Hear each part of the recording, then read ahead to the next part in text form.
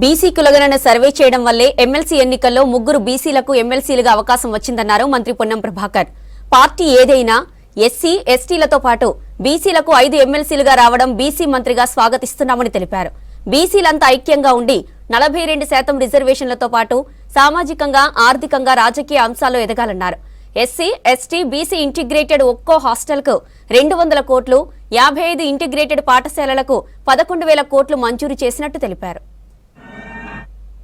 రాహుల్ గాంధీ గారి ఆదేశాల మేరకు తెలంగాణ రాష్ట్ర ప్రభుత్వం బీసీ కులగణన సర్వే చేసిన తర్వాత జరిగినటువంటి శాసన మండలి శాసనసభ్యుల ద్వారా ఎంపికయ్యేటువంటి లిస్టు బలహీన వర్గాలందరికీ కూడా శుభసూచకంగా భావిస్తా ఉన్నాం. ఏ పార్టీ అయినప్పటికీ కూడా ఈరోజు కాంగ్రెస్ పార్టీ కూడా ఒక ఎస్సీ ఎస్టీ బీసీ, అదేవిధంగా టీఆర్ఎస్ పార్టీ కూడా ఒక బీసీ, సిపిఐ కేటాయించిన సీటు కూడా బీసీ, 5 సీట్లు కూడా పూర్తిగా ఎస్సీ ఎస్టీ బీసీలకు ఇవ్వడాన్ని తెలంగాణ రాష్ట్ర బీసీ మంత్రిగా స్వాగతిస్తూ ఉన్నాను. అందరికీ కూడా ధన్యవాదాలు తెలియజేస్తా ఉన్నాను.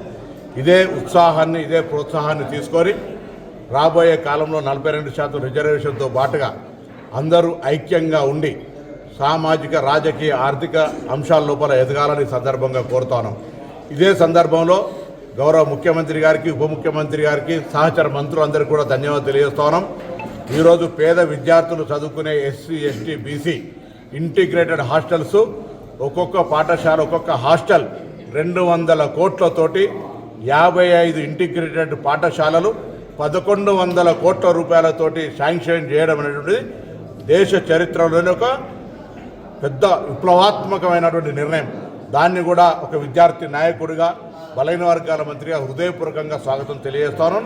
ఇది కూడా చాలా చారిత్రాత్మకమైనటువంటి ఒక విప్లవాత్మకమైన నిర్ణయం. ఇది 1,100 కోట్లు 55 పాఠశాలలకు సంబంధించిన 55 నియోజకవర్గాల్లో తీసుకొని రాబోయే కాలంలో పేదలకు ఎస్సీ ఎస్టీ బీసీ మైనార్టీలు చదువుకోవడానికి ఏర్పరిచిన ఈ గురుకులాలు వరల్డ్ క్లాస్ స్టాండర్డ్ ఉండే విధంగా యంగ్ ఇండియా ఇంటిగ్రేటెడ్ స్కూల్స్ను అనుమతించినటువంటి గౌరవ ముఖ్యమంత్రి, ఉప ముఖ్యమంత్రి, సహచార మంత్రులందరికీ ఒక బలహీన వర్గాల శాఖ మంత్రిగా ధన్యవాదాలు తెలియజేస్తా ఉన్నాను.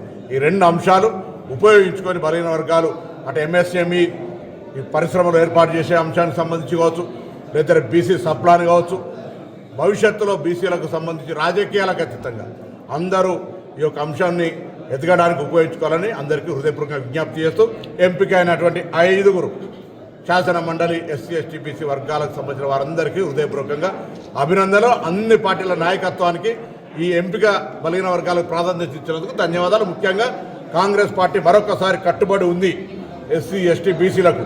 సిపిఐ కేటాయించిన సీటు కూడా బలహీన వర్గాలకు ఇచ్చే విధంగా మిత్రపక్షం. ఇది ఒక చారిత్రాత్మక హృదయపూర్వకంగా స్వాగతిస్తాను.